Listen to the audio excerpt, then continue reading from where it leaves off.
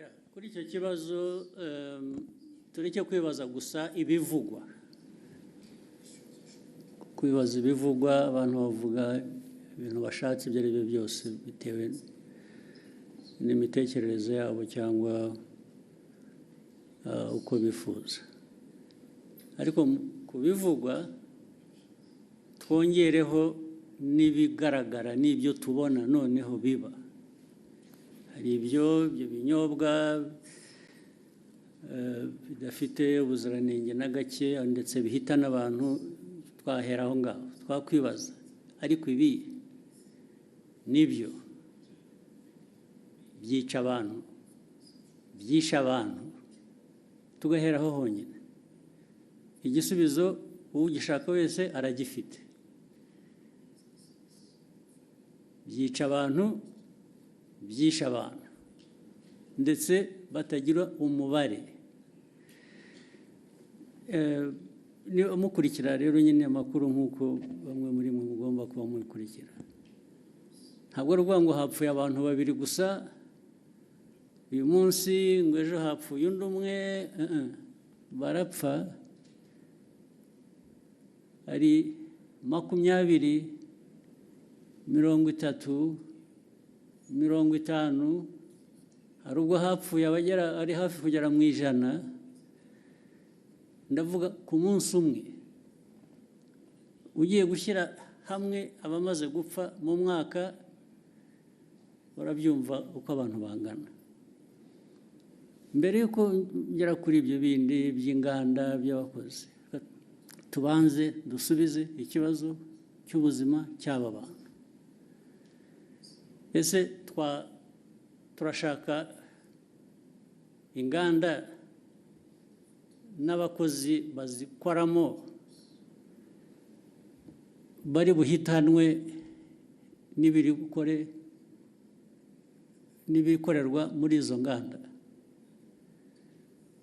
cyangwa turashaka ibihitana abantu batwaye mu nganda kugurisha ibikenewe n'izo nganda, ukajya muri izo nganda ugatwara ibyo inganda zikoresha, warangiza wataha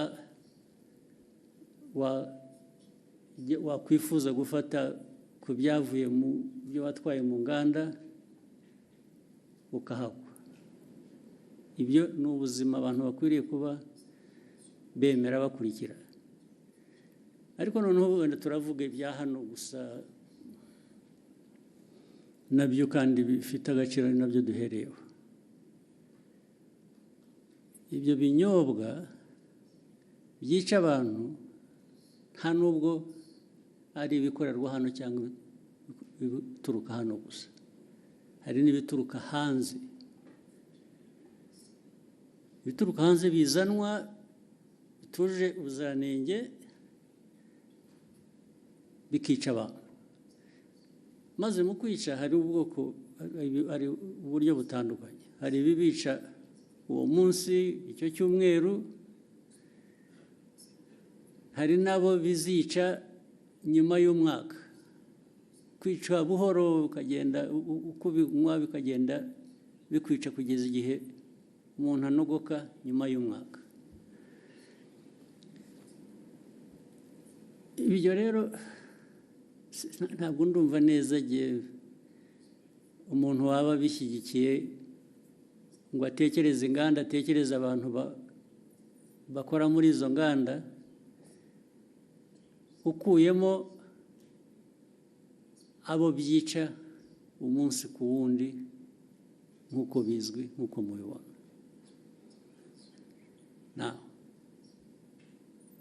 Abo rero reba nk'uruganda cyangwa uburyo abantu bateguye ibyo binyobwa, byaba ari mu ruganda, byaba ari mu rugo, byaba ari hehe, byisha abantu uyu munsi. Birongeye wowe ibyo ukora, ndavuga ahantu hamwe, birongeye byisha abandi uwundi munsi, ikindi gihe birongeye byisha abandi. I'm talking about the same place, ndavuga ahantu hamwe. birongeye byisha abandi ahandi ikindi gihe, ubu ukavuga ngo urakora ikizi, ariko noneho usibye wowe ubikora bikica abantu, iki gihugu kiyoborwa gite? Igihugu cyareka abantu bagapfa gusa kikarebera cyo kiba ari igihugu ni igihugu gifite imibereho imeze ite? Ni nayo mpamvu bariya bashinzwe imirimo itandukanye ireba ibi by'ubuziranenge uvuga bakurikiranwaho babazwa ibyo babazwa, nicyo bagiriyeho. Izo nzego zigiriyeho kureba ngo ibikorwa ibyo ari byo byose ntabwo byica abantu, ahubwo ni ibifasha ubuzima bw'abantu gutera imbere. Bamwe muri aba rero ndibwira ko babifitemo uruhare, ndetse bashobora kuba bafite n'uruhare muri izo nganda, cyangwa se abafite izo nganda babahuma amaso bakareka ibintu byabo bigahita bikajya kwica abantu. Ibyo niko ntekereza, ariko noneho bazabyisubiririza igihe bakurikiranweho ibyo ngibyo, nibo bazabisubiza, nta wundi wabibasubiriza. Si ibyo gusa, n'ibindi tumaze iminsi tuvuga, niba mubikurikira, ibi biyobyabwenge abantu, hari iby'ibinyobwa, hari ibindi by'ibiyobyabwenge abantu bahinduye, mwagiye murabiririmba mubyita amazina y'igitangaza, mugira mute, birica abantu, birica abana, birica abantu batoya. Iki gihugu n'abakuru hari ababirimo, ndetse birica abantu. Igihugu cyaberaho kugira ngo kirebere abantu bapfa, abantu bacyo bapfa. Ntuvuga ngo hatazagira ubaza bakwiriye kubaza impamvu abantu bapfa, ntabwo ari ukubaza impamvu ibyica abantu bicibwa. Kuri iyo ntambara rero, abanyumva cyangwa n'ababirimo bo babyiteguye, ntabwo abo turaza guhangana nabo nyine. Ibintu baraza kujya ku murongo uko bikwiye, abantu bazi icyo bisaba, baragishoboye, ariko ibyo kujya kuzana imico n'imikorere yica abantu aho bayivana birabareba aho ngaho handi, niba barabyemeye. Ibyo ntabwo bindeba, ntabwo aho handi handeba. N'umuyobozi w'iki gihugu ndareba iby'iki gihugu n'Abanyarwanda, no gukorana nabo kugira ngo bashobore kumenya ibibafitiye inyungu n'ibitabafitiye inyungu.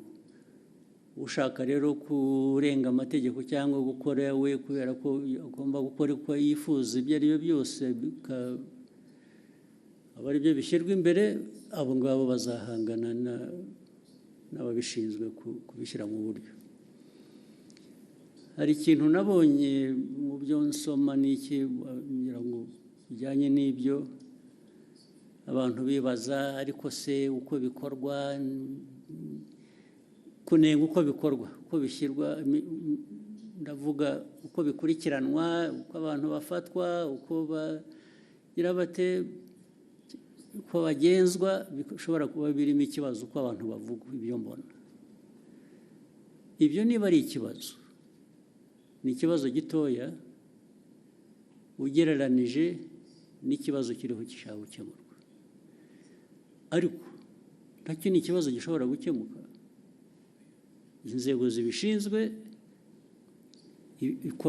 baba bakora ibintu bitari byo, bakwiye kubihindura, ariko ntabwo byavana abantu ku ntego yo guhangana n'icyo kibi abantu bagomba guhangana nacyo.